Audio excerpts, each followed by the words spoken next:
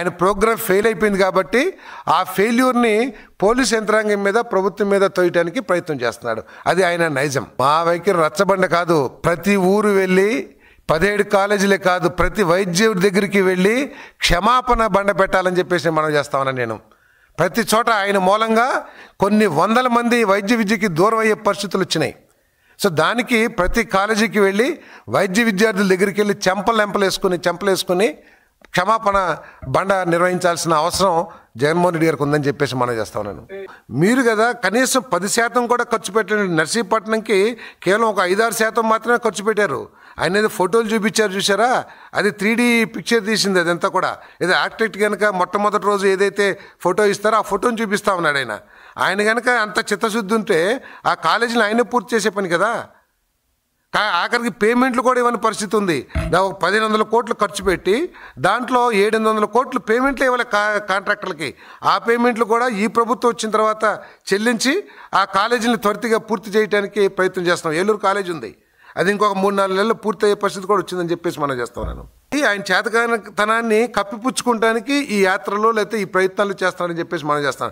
నిజంగా ఆయన చెప్పే ఉపన్యాసం ఏదైతే ఉందో, నేతి బీరకాయలు నెయ్యి ఎట్లా ఉంటుందో ఆయన ఉపన్యాసాల్లో కూడా వాస్తవాలు అట్లా ఉంటాయని చెప్పేసి మనం చేస్తాను. ఆయనకి షేమ్ ఫీల్ అవ్వాలి, సిగ్గుపడాలని చెప్పేసి నేను మనవి చేస్తా ఉన్నాను. అంటే ఒక ముఖ్యమంత్రి గారిని అటువంటి పరుచు పదజాలంతో, మాజీ ముఖ్యమంత్రిని పరుచు పదజాలంతో మాట్లాడకూడదేమో, కానీ ఆయన విధానం చూస్తుంటే ఆ విధంగా మాట్లాడాల్సిన పరిస్థితి వస్తుంది. 3 రాజధానులు అన్నారు.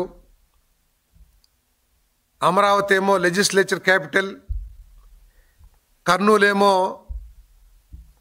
మన జ్యుడిషియరీ క్యాపిటల్, వైజాగ్ ఏమో ఎగ్జిక్యూటివ్ క్యాపిటల్.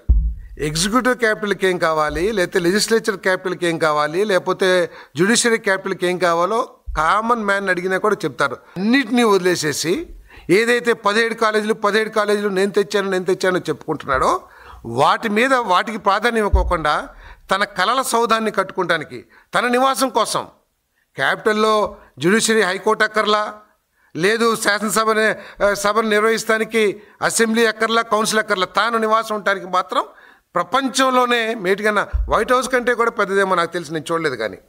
సో దానికి దాదాపు 600 కోట్లు ఖర్చు పెట్టారు. ఒకవేళ 600 కోట్లని కాలేజీకి ఖర్చు పెట్టినట్లయితే కొన్ని వందల మంది స్టూడెంట్స్కి మంచి వైద్య విద్య లభించేది, అదేవిధంగా వైద్య సదుపాయాలు కూడా లభించాయి.